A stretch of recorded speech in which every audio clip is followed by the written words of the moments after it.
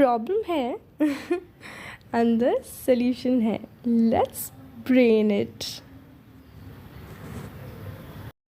Hello students, welcome to my channel let's brain it up. Myself Sadhana. And कुछ देर पहले हमने ये पढ़ा था कि थायराइड का क्या जो भी प्रोसेस था या जो भी वो हार्मोन है, वो ग्लैंड है, वो काम कैसे करती है। अब मैं आपको ये बताऊंगी कि जब वो ग्लैंड अपना काम करने में एक तरीके से एबल नहीं रहती है तो वो क्या क्या हमारी बॉडी में क्या आउटपुट शो करती है। उसको हमने मेजरली 2 डिसऑर्डर्स में कैटेगराइज कर रखा है, जहां मैं आपको उसको बहुत ही इजी तरीके से याद करने के लिए 2 सेक्शंस में लिख के समझाऊंगी ताकि आपको वो साथ साथ में याद भी हो जाए।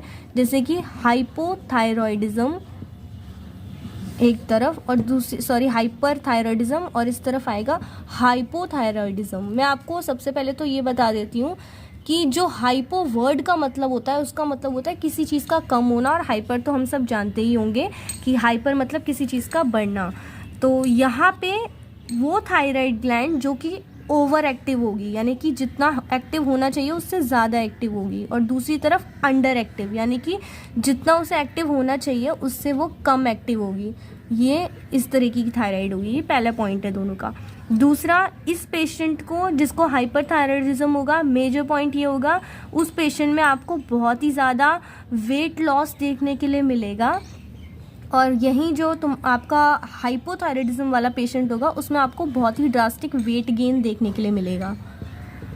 थर्ड पॉइंट हम ये कह सकते हैं कि इस पेशेंट को, हाइपरथायरॉयडिज्म वाले पेशेंट को वेट लॉस तो हो रहा है पर उसका एपेटाइट बहुत ज़्यादा है, यानी कि उसको भूख बहुत ज़्यादा लगती है। तो मैं कह सकती हूँ उसका इंक्रीज्ड एपेटाइट है पर उसका वेट लॉस फिर भी साथ में चल रहा है। वहीं जो आपका हाइपोथायराइड वाला पेशेंट होगा उसका एपेटाइट डिक्रीज्ड रहेगा, और यहाँ पे आपको पेशेंट में डायरिया देखने के लिए मिलेगा। वहीं यहाँ पे आपको पेशेंट में कॉन्स्टिपेशन देखने के लिए मिलेगा। आप एक चीज़ देख सकते हैं, हम कंटिन्यू ऑब्जर्व कर रहे हैं कि यहाँ पे जितनी चीज़ें हैं वो ओवर एक्टिव हो रखी हैं और यहाँ पे सारी चीज़ें अंडर एक्टिव हो रखी हैं। फिर वो चाहे आपका डाइजेशन रिलेटेड हो, चाहे वो आपका मेटाबॉलिज्म से रिलेटेड हो, और अभी हम कार्डियक रिलेटेड पढ़ेंगे। ये जो पेशेंट होगा इसमें आपको टेकीकार्डिया देखने के लिए मिलेगा। टेकीकार्डिया यानी कि इस पेशेंट में आपको हार्ट रेट बहुत ज़्यादा बढ़ा हुआ मिलेगा। यहीं पे आपको ब्रेडिकार्डिया मिलेगा, यानी कि पेशेंट का जो हार्ट रेट होगा वो बहुत ही ज़्यादा डिक्रीज रहेगा।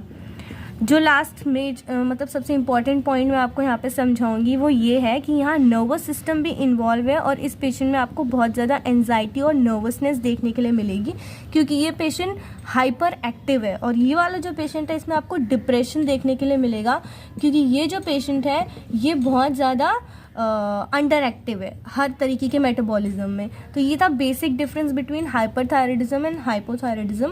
मेरी चैनल के आने वाले वीडियोस में मैं आपको कॉजेस, साइंस, सिम्टम्स और थायराइड का डायग्नोसिस कैसे हो सकता है और ट्रीटमेंट क्या होता है वो आपको आगे देखने के लिए मिलेगा। तब तक के लिए अगर आपको ये वीडियो पसंद आया तो प्लीज़ मेरे चैनल को सब्सक्राइब करें, लाइक करें, शेयर करें।